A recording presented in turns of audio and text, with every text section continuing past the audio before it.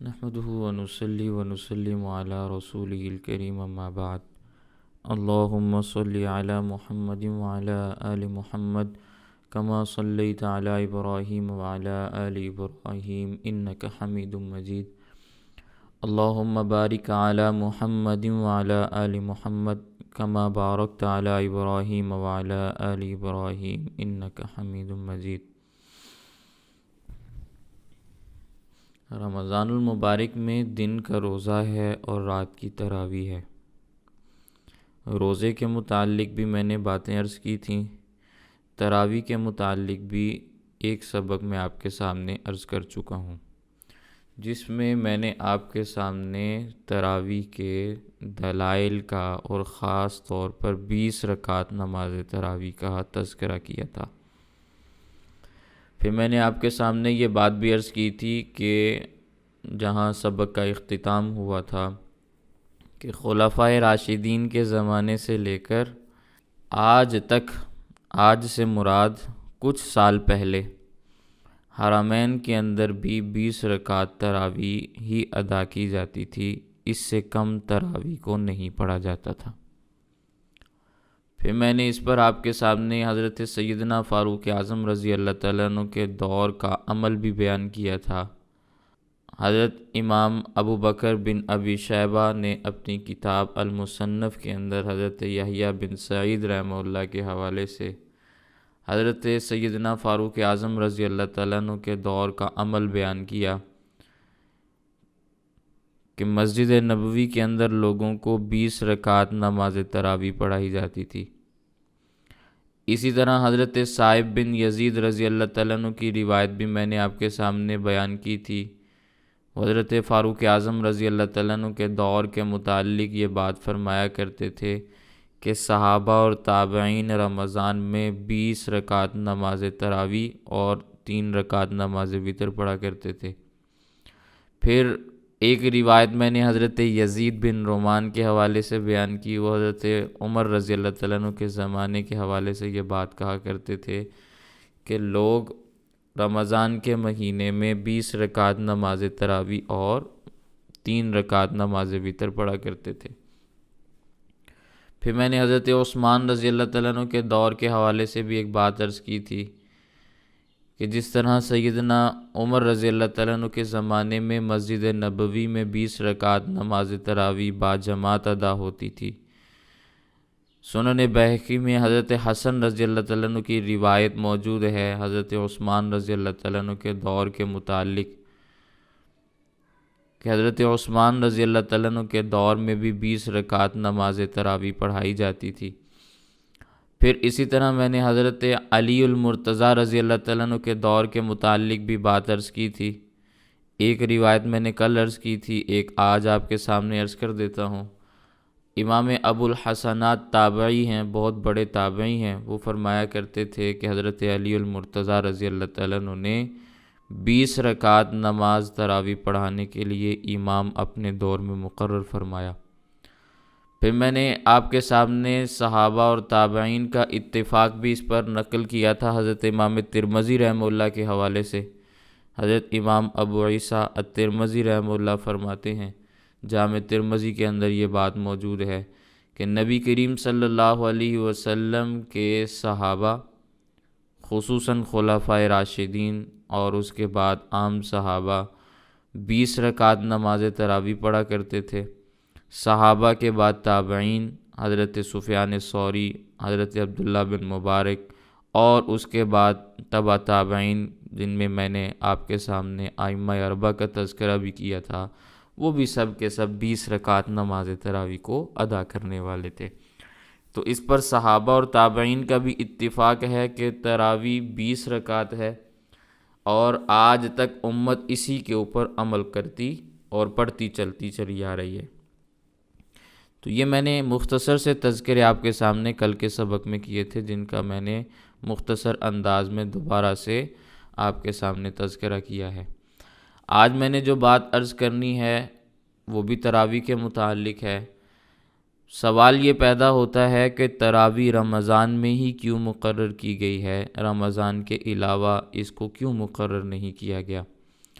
تو اس کو آپ نے سمجھنا ہے، کیونکہ اللہ تعالیٰ نے قرآن کریم کو رمضان کے مہینے میں نازل کیا، شہر رمضان الذی انزل فیہ القرآن، قرآن کریم کو اس مہینے میں نازل کیا گیا، تو قرآن کریم کی برکات اور پھر رمضان کی اپنی برکات وہ آپس میں مل گئیں، برکتوں میں اضافہ ہو گیا، نور علی نور والا معاملہ ہو گیا۔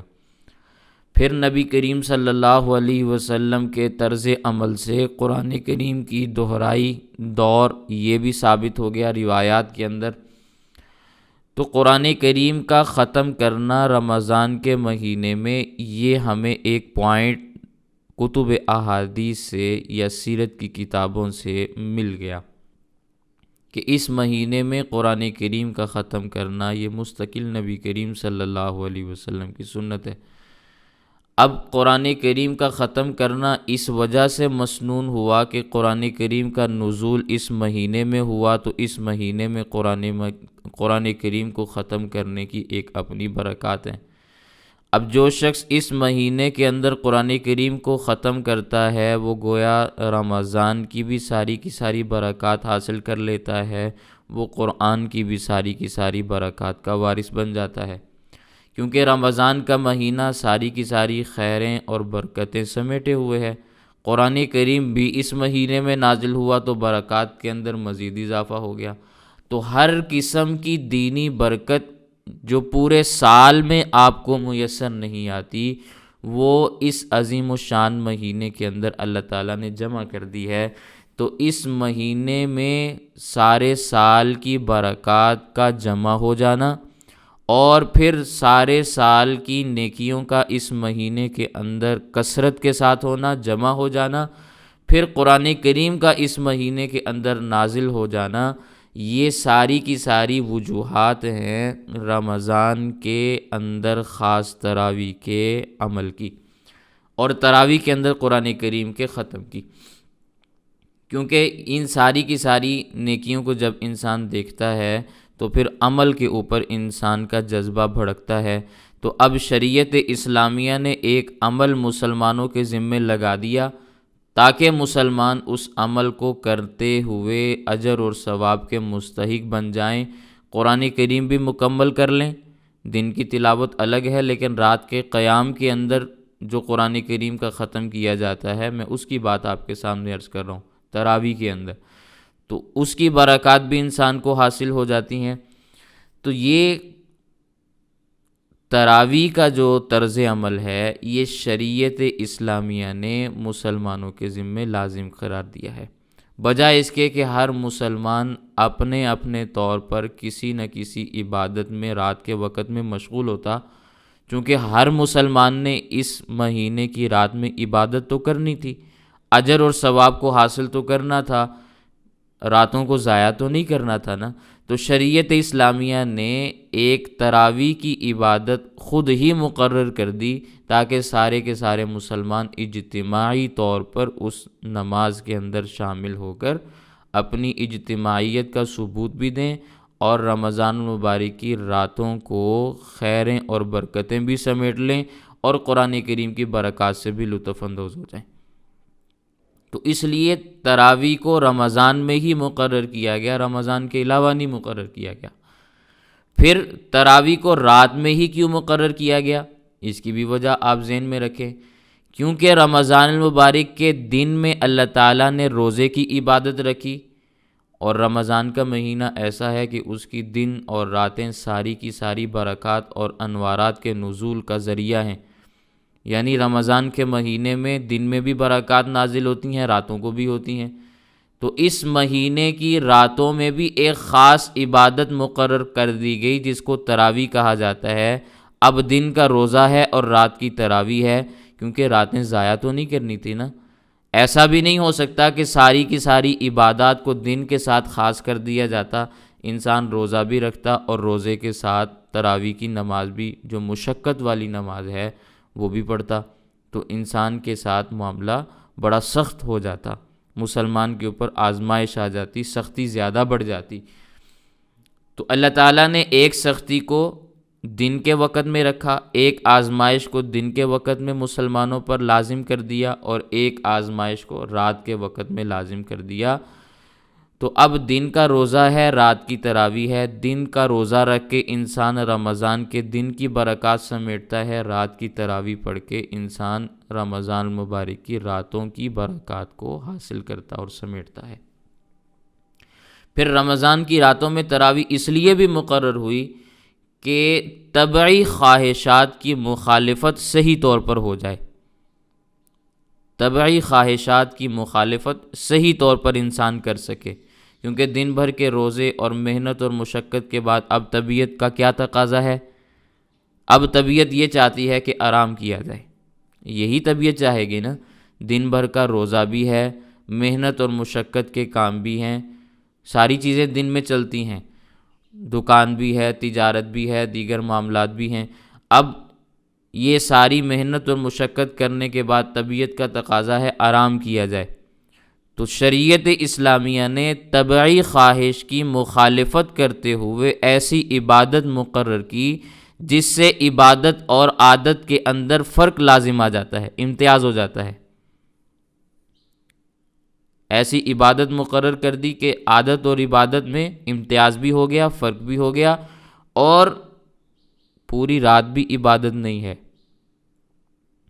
پوری رات بھی عبادت نہیں۔ انسان کا خیال بھی کیا ہے کہ محنت اور مشقت اس نے دن میں بھی کی ہے، محنت کی ہے نا، مشقت اٹھائی ہے، اس نے دن کا روزہ رکھا ہے، آزمائش میں مبتلا رہا ہے، تو ساری رات کی عبادت نہیں دی۔ البتہ ساری رات کی عبادت یہ بہت بڑا اجر اور بہت بڑا ثواب ہے،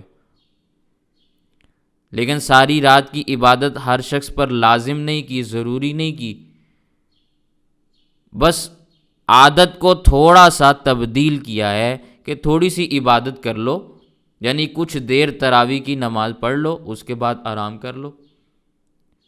تو اس طرح عادت اور عبادت میں فرق بھی آ جاتا ہے کہ رمضان کی رات بھی عبادت والی بن جاتی ہے، وہ عادت نہیں رہتی کہ آپ نے عشاء کے بعد سونا ہے۔ تو اس لیے تراویح کو رمضان کی راتوں میں مقرر کیا گیا۔ اطباء سے جا کے پوچھیں، حکماء سے جا کے پوچھیں، یا تزکیہ والوں کے پاس جائیں، مشائخ کے پاس جائیں، ان سے آپ جا کے سوال کریں کہ حضرت ہمیں بتائیں مجاہدہ کیسے کیا جاتا ہے، مجاہدہ کیسے کیا جاتا ہے؟ تو وہ آپ کو بتائیں گے کہ مجاہدہ 4 طریقوں سے کیا جاتا ہے، یعنی مجاہدے کے 4 ارکان ہیں۔ مجاہدہ کرنا ہے نا، محنت کرنی ہے، مشقت اٹھانی ہے، آزمائش کو برداشت کرنا ہے، تو مجاہدہ کرنا پڑے گا نا۔ اب مجاہدہ کے 4 ارکان ہوتے ہیں، یہ آپ نے توجہ سے بات سمجھنی ہے۔ کبھی مجاہدہ ہوتا ہے تقلیل طعام سے، تقلیل کا لفظ قلت سے ہے، قلت طعام، کم کھانا، یہ مجاہدہ کا ایک رکن ہے۔ پھر کبھی مجاہدہ ہوتا ہے تقلیل منام سے، منام کا لفظ نوم سے ہے، کم سونا، اس سے بھی مجاہدہ ہوتا ہے، یہ بھی مجاہدہ کا ایک رکن ہے۔ پھر کبھی مجاہدہ ہوتا ہے تقلیل کلام سے، کلام گفتگو کو کہتے ہیں، کم بولنا، یہ بھی مجاہدہ کا ایک رکن ہے، اس سے بھی مجاہدہ ہوتا ہے۔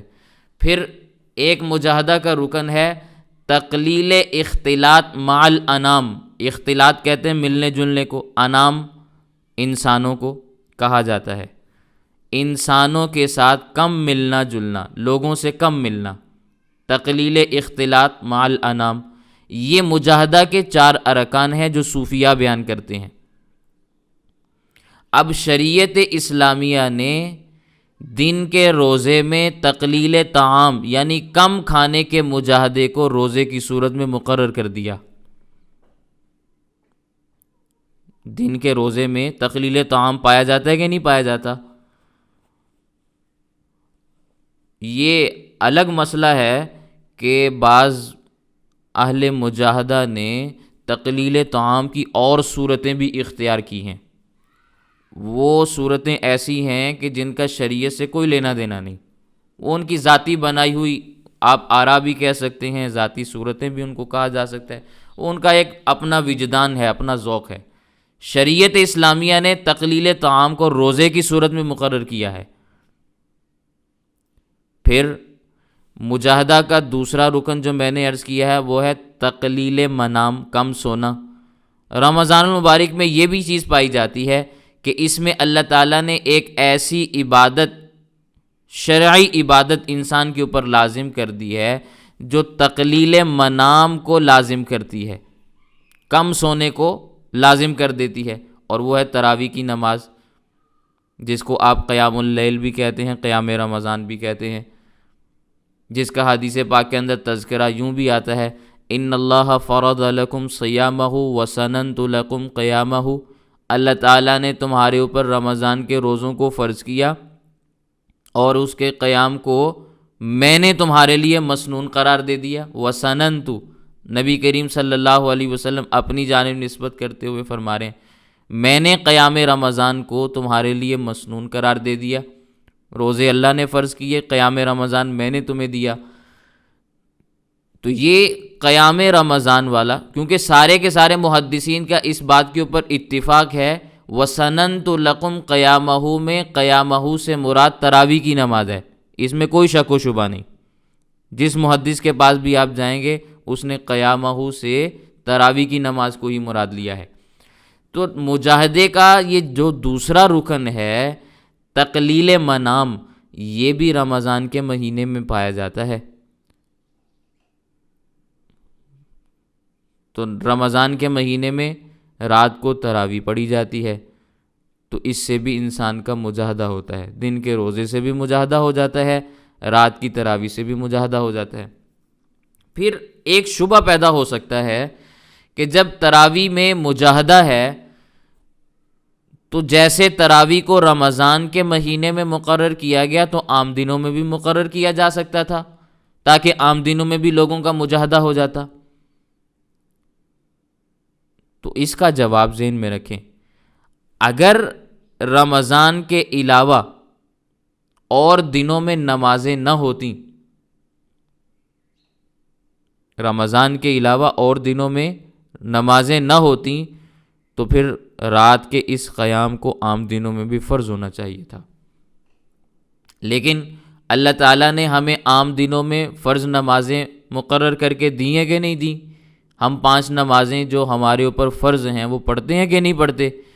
تو عام دنوں میں مجاہدے کے لیے فرض نماز کافی ہے، عام دنوں کے مجاہدے کے لیے فرض نماز کافی ہے، اس سے مجاہدہ ہو جاتا ہے۔ رمضان میں تراویح کی نماز کا اضافہ ہے، ایک اضافی نماز کو انسان کے ذمہ لازم کیا گیا ہے اور اسے سنت موقدہ بتایا گیا ہے۔ اب لذات کو چھوڑنے کے لیے روزہ مقرر کیا گیا، تکبر کے علاج کے لیے شریعت نے نماز مجاہدہ یہ انسان کو دے دی، مجاہدے والی نماز۔ یہ دونوں چیزیں اللہ تعالیٰ نے رمضان کے اندر مسلمانوں کو دے دیں۔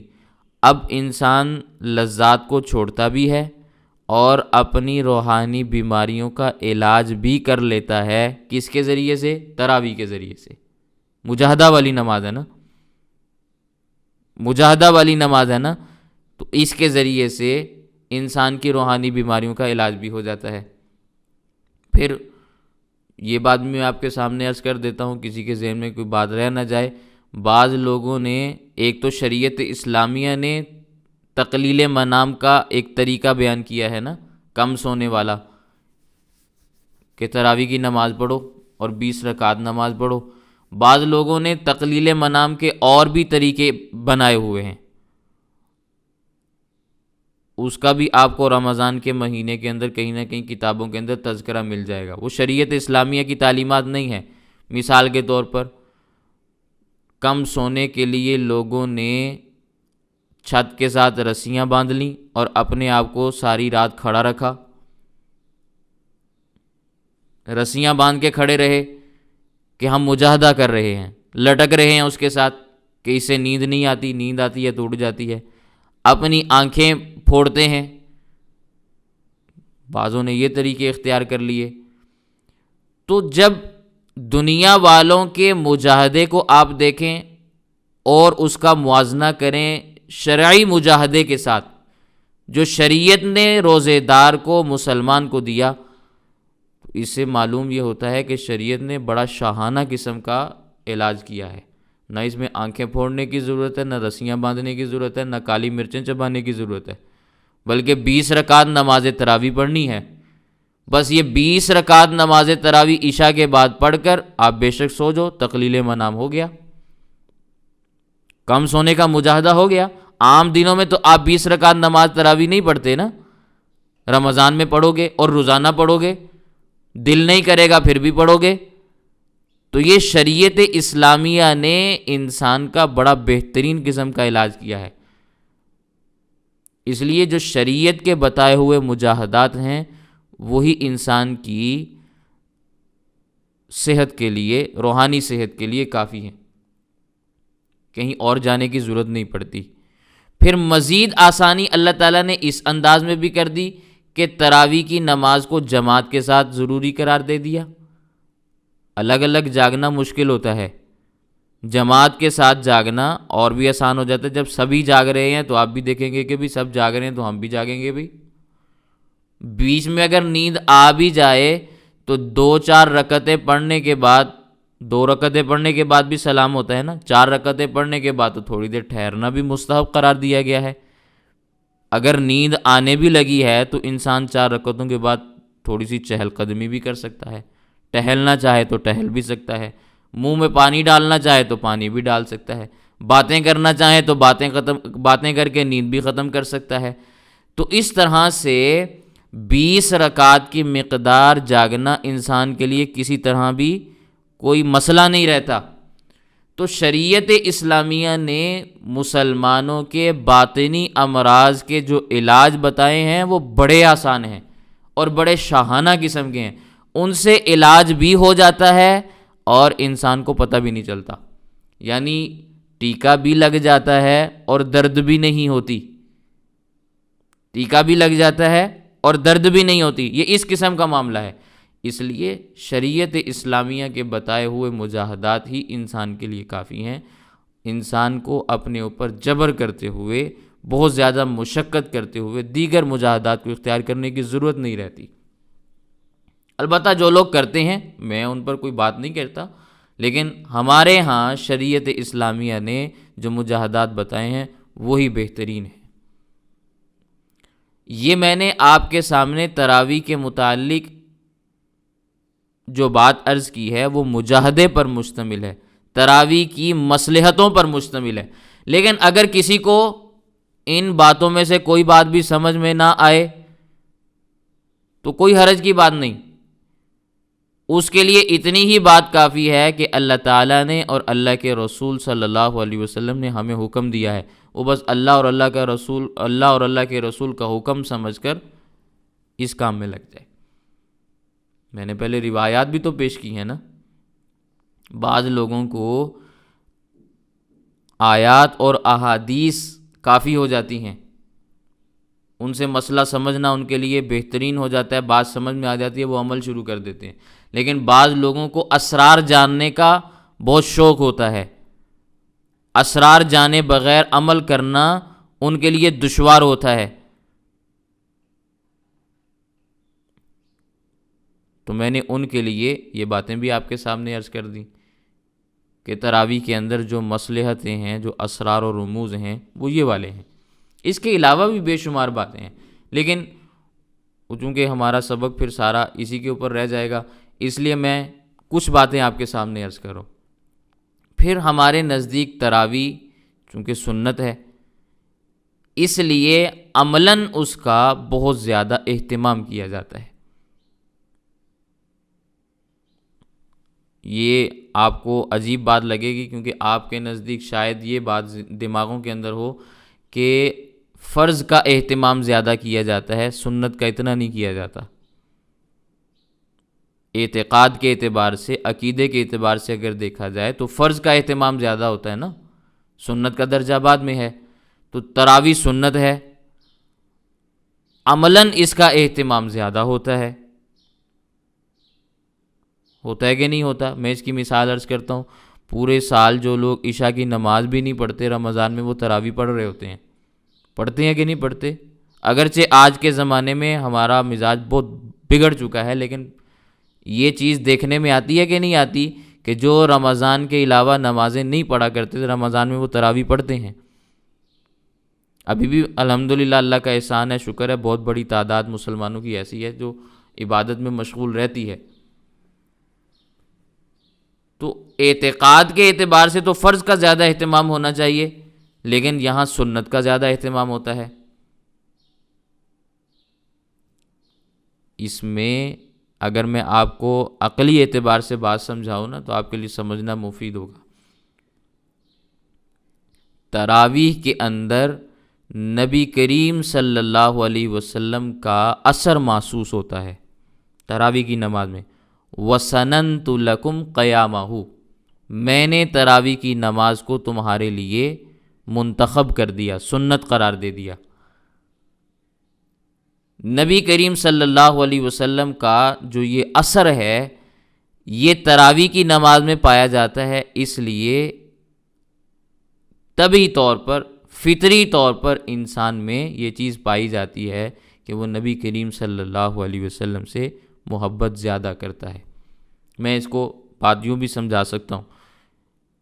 اگر ایک طرف قرآن کریم رکھا ہوا ہو، دوسری طرف نبی کریم صلی اللہ علیہ وسلم کا کرتا مبارک رکھا ہوا ہو. کرتا مبارک میں نے اس لیے کہا کہ رمضان کے مہینے میں ہمارے وہاں ترکی کے اندر زیارت ہوتی ہے نبی کریم صلی اللہ علیہ وسلم کے قمیض مبارک کی. خرقہ جامی کے نام سے مسجد ہے وہاں. تو میں ابھی بھی کل پرسوں دیکھ رہا تھا، انہوں نے اعلان کیا ہوا ہے ٹائمنگ کا کہ کس وقت میں وہاں پہ حاضری ہو سکتی ہے. تو وہ پھر بات یاد آ گئی. تو ایک طرف نبی کریم صلی اللہ علیہ وسلم کا کرتا مبارک رکھا ہوا ہے، دوسری جانب قرآن کریم ہے. اب آپ بتائیں کہ آپ کا دل کس جانب کھنچے گا؟ آپ کا دل کس جانب زیادہ مائل ہوگا؟ طبیعت کا جذب اور میلان نبی کریم صلی اللہ علیہ وسلم کے کرتہ مبارک کی جانب زیادہ جائے گا. اگرچہ عقیدے کے اعتبار سے قرآن کریم اللہ تعالیٰ کا کلام ہے، اس کی تعظیم بھی واجب ہے، اس کا مقام و مرتبہ بھی زیادہ ہے، لیکن تعظیم کے اعتبار سے نبی کریم صلی اللہ علیہ وسلم کے اس کرتہ مبارک کا آپ وہ اہتمام کریں گے، وہ احترام کریں گے کہ قرآن کریم دیکھنے کے اعتبار سے شاید پیچھے رہ جائے. لیکن یہ پھر بھی شرک نہیں بنتا. کوئی انسان اس کو یہ نہ کہہ دے کہ یہ شرک ہو رہا ہے کہ قرآن کو آپ نے ایک طرف کیا ہوا ہے، دوسری طرف کرتا اٹھایا ہوا ہے. یہ فطرتاً انسان کے اندر ایک چیز پائی جاتی ہے، مسلمان کے اندر پائی جاتی ہے، نبوت کا ادب اور احترام کرنے کی وجہ سے، نبوت کی ذات سے عشق ہونے کی وجہ سے. اس کا یہ مطلب نہیں کہ قرآن سے عشق نہیں، لیکن دو چیزیں ایسی سامنے آئی ہیں کہ ان دو چیزوں میں سے ایک چیز کی جانب انسان کا دل و دماغ زیادہ کھنچتا ہے. اگرچہ اس میں یہ بات بھی عرض کر دیتا ہوں کہ بدعات میں مبتلا نہیں ہونا، معصیت اور گناہ نہیں کرنا.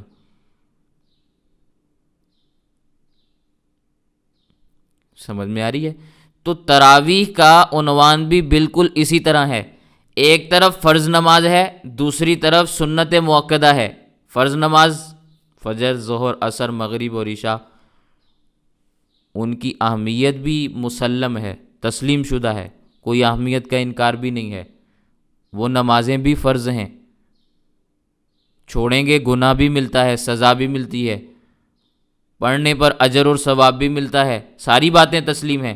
لیکن ادھر نسبت ہے نبی کریم صلی اللہ علیہ وسلم کے ساتھ تراویح کی نماز میں.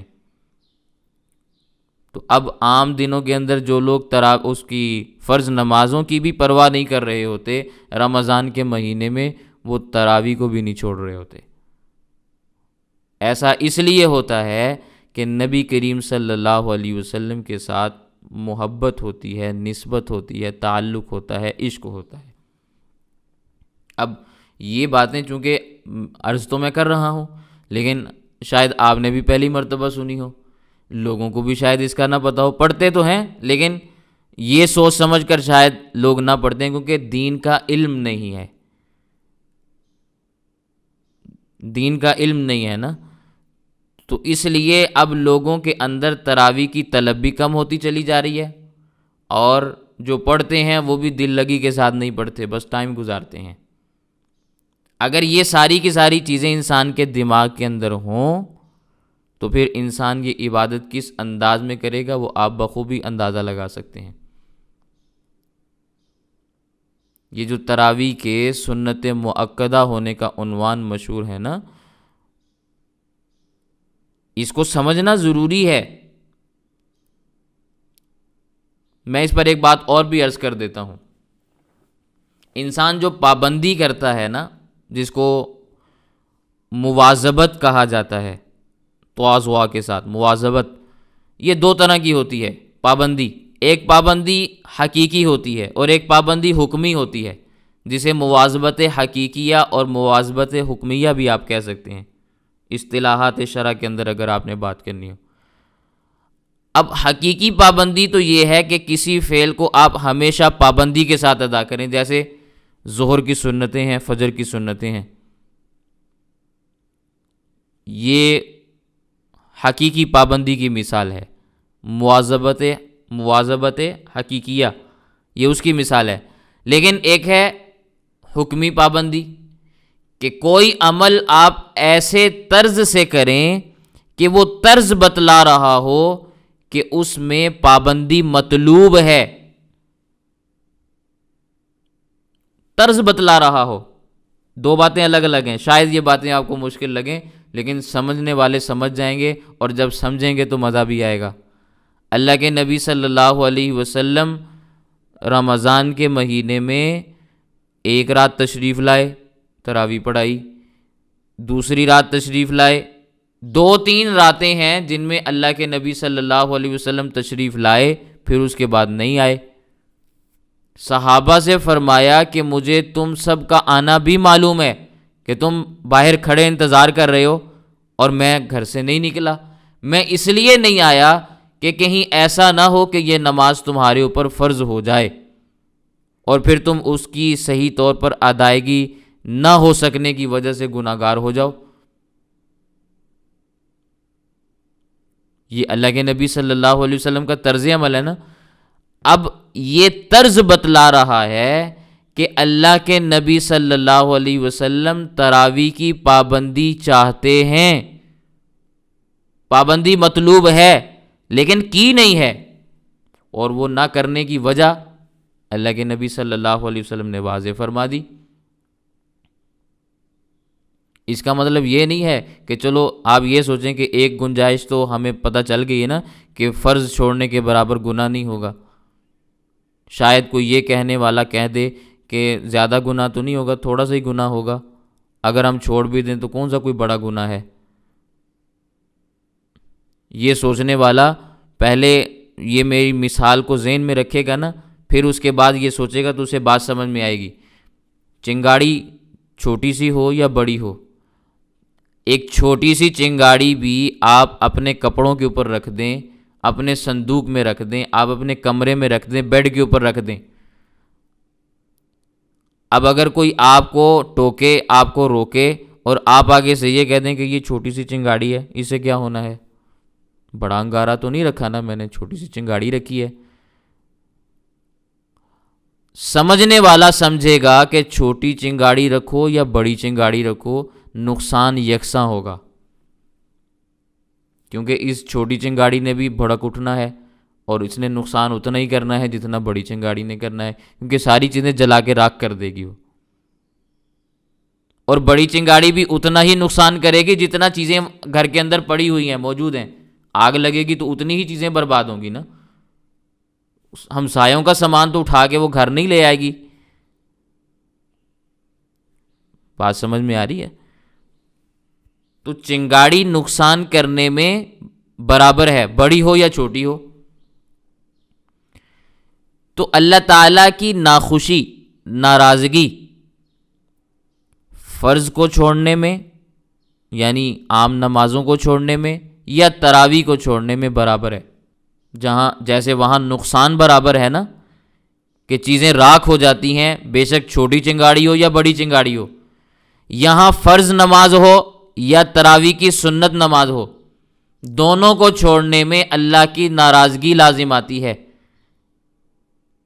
اگرچہ 5 نمازیں فرض ہیں اور تراویح سنت مؤکدہ ہے، لیکن چھوڑنے سے اللہ تعالیٰ ناخوش ہوتے ہیں. تو اب اللہ تعالیٰ کی ناراضگی برابر ہے. 5 نمازوں کو چھوڑ دیں تب بھی اللہ ناراض ہیں، اور ایک تراویح کی نماز کو چھوڑ دیں تب بھی اللہ ناراض ہیں. اس لیے تراویح کی نماز کو اہتمام کے ساتھ پڑھا جاتا ہے، ایسے پڑھا جاتا ہے جیسے فجر کی نماز کو پڑھا جاتا ہے. اب کوئی سوچنے والا سوچے کہ یہ کون سا فرض ہے، چھوڑ دی تو پھر کیا ہوا؟ اب سوچ کے دکھائے کیسے سوچتا ہے کہ انجام کے اعتبار سے، نتیجے کے اعتبار سے اللہ کی ناراضگی دونوں چیزوں میں برابر ہے. اس لیے کہتے سنت مؤکدہ ہیں لیکن پڑھتے فرضوں کی طرح ہیں. سمجھ میں آ گئی بات؟ پھر تراویح کا پڑھنا ضروری ہے کیونکہ روایات موجود ہیں جن روایات سے تراویح کی نماز کا پسندیدہ نماز ہونا ثابت ہوتا ہے. اللہ کے نبی صلی اللہ علیہ وسلم کا تراویح پڑھنا ثابت ہوتا ہے، معمول ثابت ہوتا ہے، مطلوب اور مقصود ثابت ہوتا ہے. یعنی احادیث سے یہ بات ثابت ہوتی ہے کہ تراویح کی نماز نبی کریم صلی اللہ علیہ وسلم کو مرغوب بھی تھی، پسندیدہ تھی، آپ صلی اللہ علیہ وسلم کا معمول بھی تھا، آپ صلی اللہ علیہ وسلم نے امت کو حکم بھی دیا. تو تراویح ثابت ہے، آپ صلی اللہ علیہ وسلم کے عمل سے بھی ثابت ہے. پھر آپ صلی اللہ علیہ وسلم کے بعد صحابہ کی پابندی، صحابہ کرام کا پابندی کے ساتھ اس کو پڑھنا، اسی لیے محققین نے اسے سنت مؤکدہ لکھا ہے. اب میں یہاں اگر ایک بات آپ کو سمجھاؤں جو سمجھنا ضروری ہے، آپ کو دور خلافت راشدہ سمجھ میں آئے گا نا تو یہ بات بھی سمجھ میں آئے گی. ہمارا نظریہ ہے، میں جب عقیدے کا سبق پڑھاتا ہوں تو اس میں ایک بات سمجھاتا ہوں، دور خلافت راشدہ دور تکمیل نبوت ہے. دور خلافت راشدہ دور تکمیل نبوت ہے. جس کو یہ جملہ سمجھ میں آ جائے گا اس کو تراویح بھی سمجھ میں آ جائے گی، اور بھی بہت سارے مسائل ہیں وہ بھی سمجھ میں آ جائیں گے. اللہ کے نبی صلی اللہ علیہ وسلم اپنی حیات مبارکہ میں ایک عمل کرنا چاہتے ہیں، ایک کام کرنا چاہتے ہیں، لیکن کسی عذر کی وجہ سے، کسی مجبوری کی وجہ سے نہیں کر رہے یا نہیں کر پاتے. کرنا چاہتے ہیں، خواہش ہے، رغبت ہے، شوق ہے، لیکن کوئی عذر آ جاتا ہے، اس عذر کی وجہ سے کر نہیں پاتے. تو صحابہ کرام میں سے خلفائے راشدین، خصوصاً خلفائے راشدین جن کا دور تکمیل نبوت ہے، وہ نبی کی اس خوشی کو اپنے دور میں لازم قرار دے دیتے ہیں. تو نبی کی خواہش کی تکمیل صحابہ کے دور میں ہوتی ہے، خلفاء کے دور میں ہوتی ہے. اس لیے ہم یہ بات کہتے ہیں دور خلافت راشدہ دور تکمیل نبوت ہے. اس کی مثال سیدنا صدیق اکبر رضی اللہ تعالیٰ عنہ کے زمانے میں دیکھنی ہو تو مسیلمہ کو قتل کرانا اللہ کے نبی صلی اللہ علیہ وسلم کی خواہش تھی، لیکن زندگی نے وفا نہ کی. اللہ کے نبی صلی اللہ علیہ وسلم دنیا سے پردہ فرما گئے، تشریف لے گئے، ظاہری طور پر وفات آ گئی، اگرچہ قبر مبارک میں آج بھی زندہ ہیں. تو اللہ کے نبی صلی اللہ علیہ وسلم اس سے جہاد کرنا چاہتے تھے، اسے قتل کرنا چاہتے تھے، لیکن اس خواہش کی تکمیل کس نے کی؟ سیدنا صدیق اکبر رضی اللہ تعالیٰ عنہ کے زمانے میں سیدنا صدیق اکبر رضی اللہ تعالیٰ عنہ نے اس خواہش کی تکمیل کی. اگرچہ روکنے والوں نے روکا کہ حضور ایسا نہ کریں، کافر ان کو بھی مسلمان سمجھتے ہیں، کہیں ایسا نہ ہو وہ یہ کہیں کہ مسلمانوں سے لڑ پڑے جیسے ہی نبی دنیا سے گئے. لیکن سیدنا صدیق اکبر رضی اللہ تعالیٰ رکے نہیں، رکے نا، اس لیے نہیں رکے کہ وہ خلیفہ راشد تھے اور انہیں نبوت کی خواہش کا علم تھا، اس لیے انہوں نے اپنے دور کے اندر نبی کی اس خواہش کی تکمیل کی ہے. اس لیے ہم کہتے ہیں دور خلافت راشدہ دور تکمیل نبوت ہے، نبوت کی تکمیل ہو رہی ہے. پھر اللہ کے نبی صلی اللہ علیہ وسلم رمضان کی راتوں میں روزانہ باجماعت مسجد نبوی میں تراویح پڑھانا چاہتے تھے. پڑھائی اس لیے نہیں کہ اگر میں نے پابندی کے ساتھ تراویح پڑھا دی تو یہ تراویح کی نماز فرض ہو جائے گی، پھر امت اگر اس کو چھوڑے گی تو فرض والا گناہ اس کے ذمہ لازم آئے گا، اور رمضان کے مہینے میں جب فرض کو چھوڑیں گے تو کتنا بڑا حرج لازم آتا ہے، کتنا گناہ عظیم انسان کے نامہ اعمال میں شامل ہو جاتا ہے. امت کی سستی تو معلوم تھی نا. تو اس لیے اللہ کے نبی صلی اللہ علیہ وسلم نے پابندی کے ساتھ اس کو نہیں پڑھایا. پڑھا ہے، پڑھایا نہیں. آپ یہ تصور کر سکتے ہیں کہ نبی کریم صلی اللہ علیہ وسلم گھر میں جا کے بیٹھے ہوئے ہیں اور رمضان کی رات ہے اور عبادت نہیں ہو رہی، آرام سے بیٹھے ہوئے ہیں. جو نبی غیر رمضان میں پوری رات عبادت کرنے والے ہوں تو کیا رمضان کی رات میں وہ ایسے ہی بیٹھے رہیں گے؟ یہ تو تصور ہی نہیں ہو سکتا نبی کی ذات کے متعلق کہ انہوں نے رمضان کی راتوں میں تراویح چھوڑی ہو.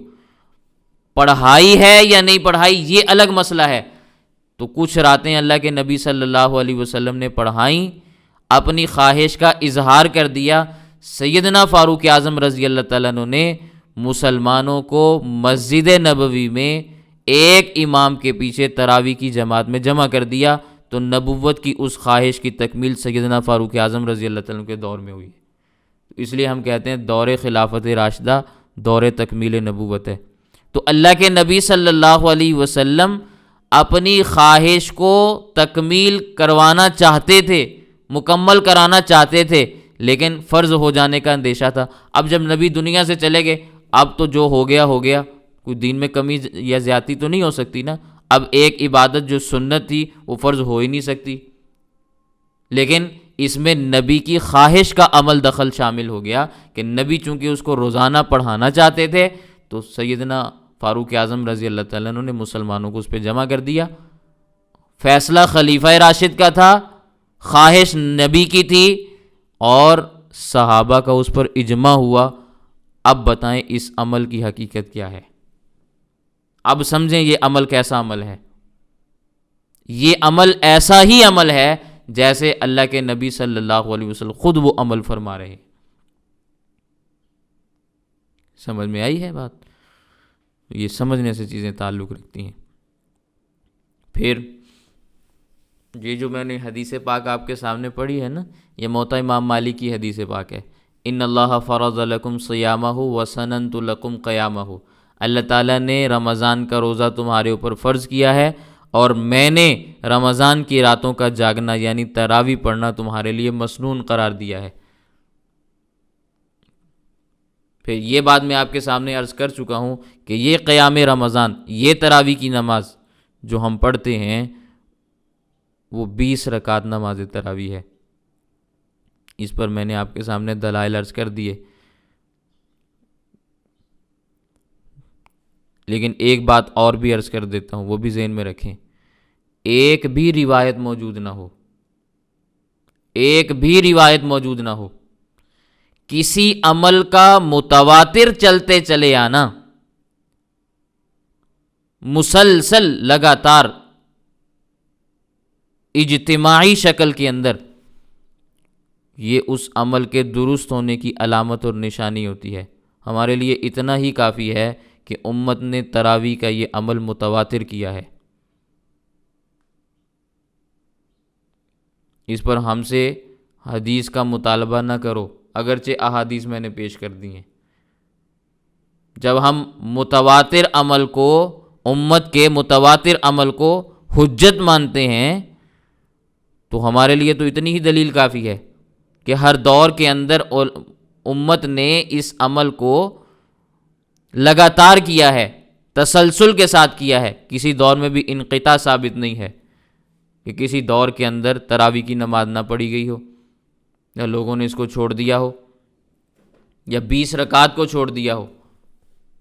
20 رکعت تراویح پڑھنا امت کا متواتر طرز عمل ہے.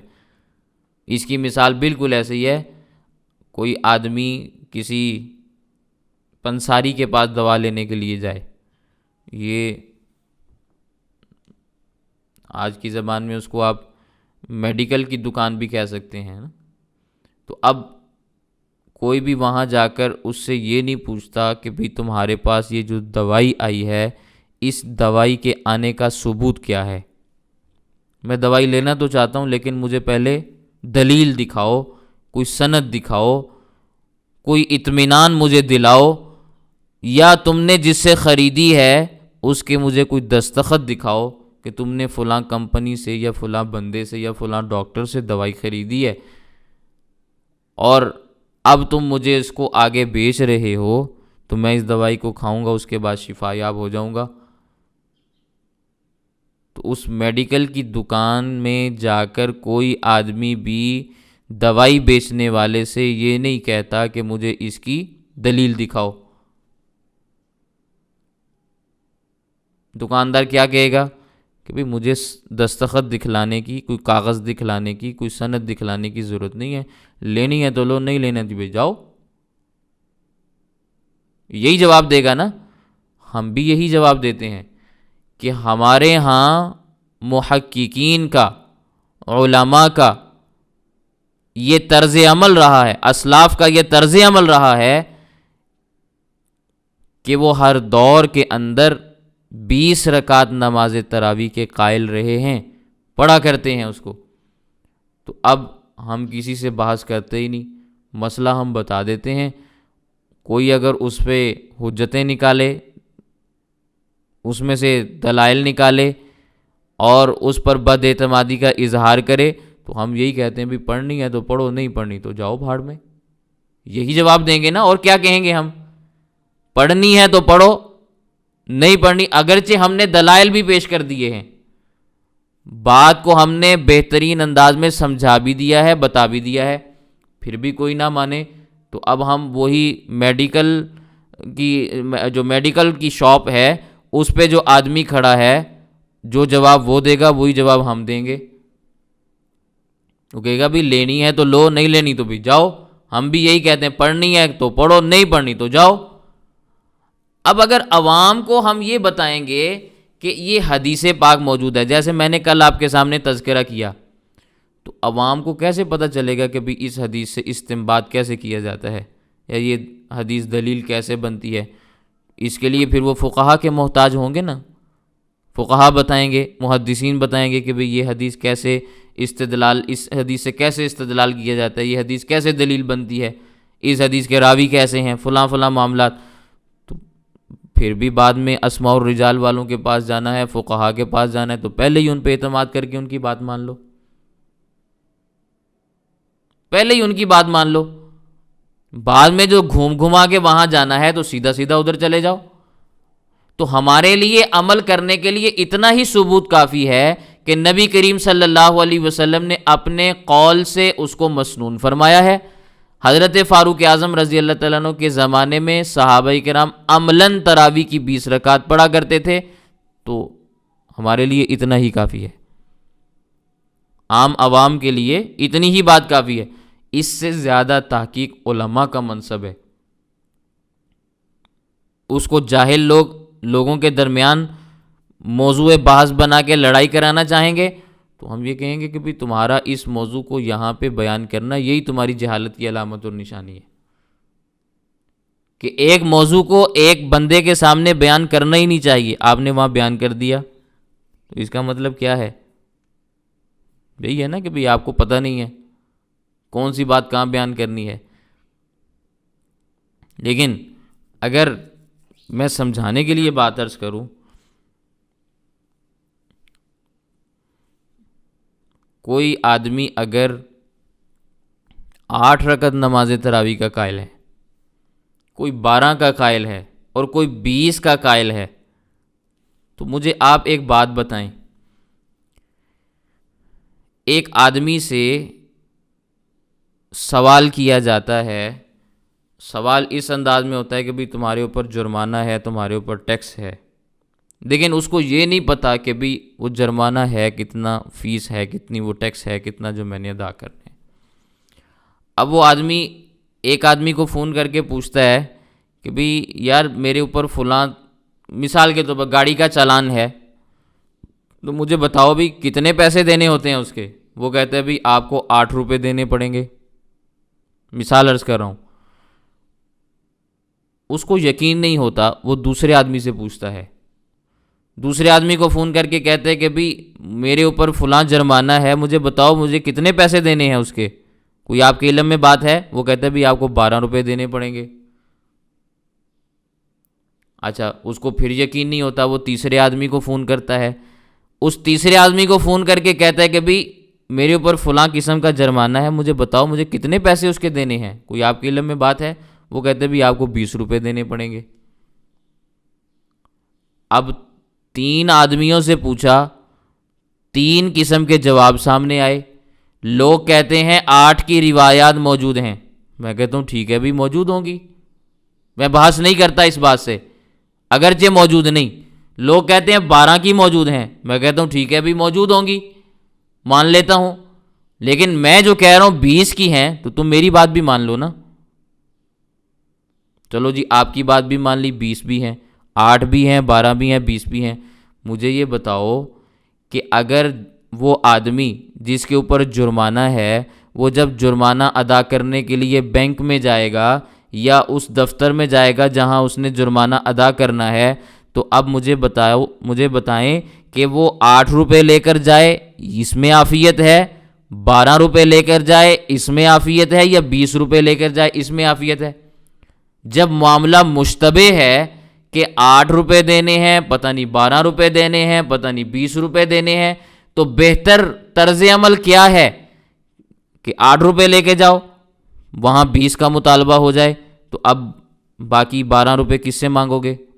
کس کے سامنے وہاں ہاتھ پھیلاؤ گے؟ تم تو 8 روپے لے کے آئے ہو. کس کے سامنے جھولی پھیلاؤ گے؟ کون وہاں تمہیں پیسے دے گا؟ نتیجہ یہ نکلے گا کہ تم جرمانہ نہیں بھر سکو گے، ٹیکس ادا نہیں کر سکو گے، تمہاری محنت ضائع جائے گی نا. اسی طرح تم 12 روپے لے کے جاؤ گے، وہاں 20 کا مطالبہ ہو گیا، تو پھر بھی تمہیں مانگنا پڑے گا، تو کون تمہیں پیسے دے گا؟ بہتر یہ ہے کہ 20 روپے لے کے جاؤ. ہاں، اگر وہاں جا کے پتا چلا کہ بھی 8 روپے دینے ہیں، تو 8 روپے دے دو، باقی تمہارے پاس بچ گئے، وہ تمہارے کام آئیں گے. وہاں جا کے پتا چلا کہ 12 روپے دینے ہیں، تو 12 روپے دے دو، باقی بچ گئے، تمہارے پاس آ گئے، کچھ ضائع تو نہیں ہوئے نا. مجھے یہ بتاؤ، کل قیامت کے دن اگر اللہ کی بارگاہ میں تراویح کا سوال ہو گیا، اور ہوگا انشاءاللہ، اب لوگ کہتے ہیں 8 ہیں، 12 ہیں، 20 ہیں، تو آپ مجھے بتائیں کل قیامت کے دن اگر 20 رکعت نماز تراویح کا سوال ہوا تو یہ 8 پڑھنے والا کیا جواب دے گا؟ کس سے مانگتا پھرے گا پھر باقی رکعت؟ یہ 12 پڑھنے والا جب 20 رکعت نماز تراویح کا سوال ہوگا تو باقی 8 رکعت کس سے مانگتا پھرے گا؟ کون اس کو 1 رکعت دے گا؟ 8 رکعت تو بہت بڑی بات ہے نا. 1 رکعت بھی، کوئی 1 سلام بھی کسی کو نہیں دے گا، 1 نیکی بھی کوئی کسی کو نہیں دے گا، تو یہ کس سے مانگتا پھرے گا وہاں پہ؟ ہاں، بہتر طرز عمل یہ ہے کہ چلو تم یہ سمجھتے بھی ہو نا کہ بھی 8 والی بھی احادیث موجود ہیں، 12 والی بھی موجود ہیں، 20 والی بھی موجود ہیں، تو بہتر طرز عمل کیا ہے کہ 20 پڑھا کرو. اگر اللہ کی بارگاہ میں 8 بھی ہوئیں تو کل قیامت کے دن معاملہ بھی واضح ہو جائے گا اور تمہیں مانگنا بھی کچھ نہیں پڑے گا، اضافی نیکیاں ہی تمہیں ملیں گی نا، اضافی نیکیاں ہی ملیں گی نا.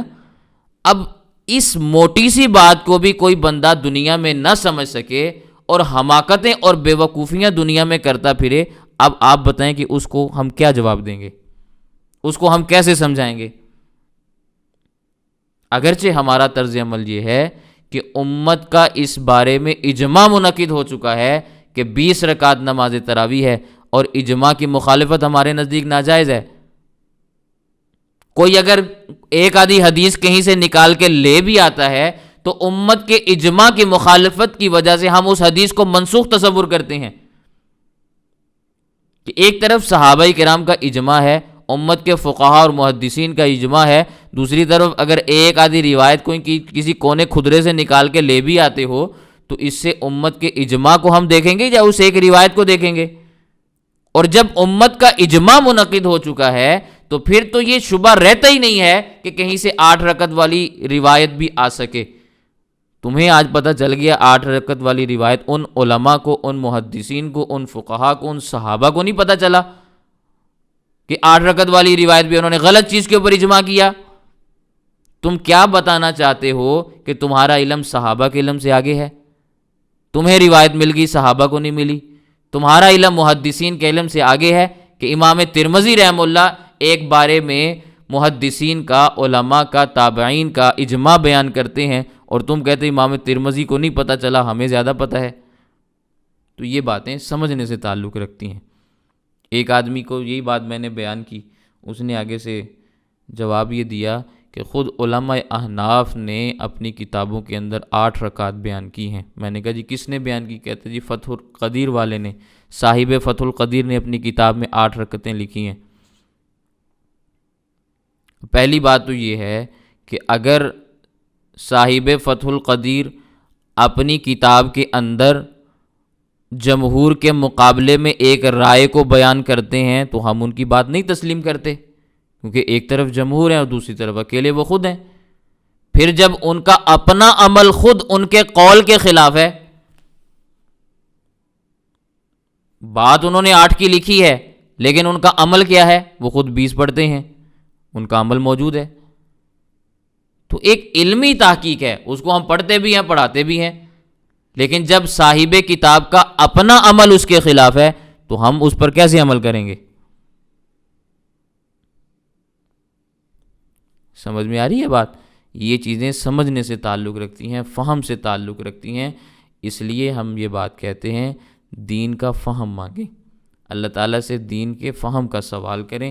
اللہ تعالیٰ تمام مسلمانوں کو دین کی سمجھ بوجھ بھی عطا فرمائے، دین کے ساتھ بہترین قسم کا تعلق بھی عطا فرمائے، اور پھر رمضان کی عبادات صحیح انداز میں کرنے کی اللہ تعالیٰ ہم سب کو توفیق عطا فرمائے۔ وآخر دعوانا ان الحمد للہ رب العالمین۔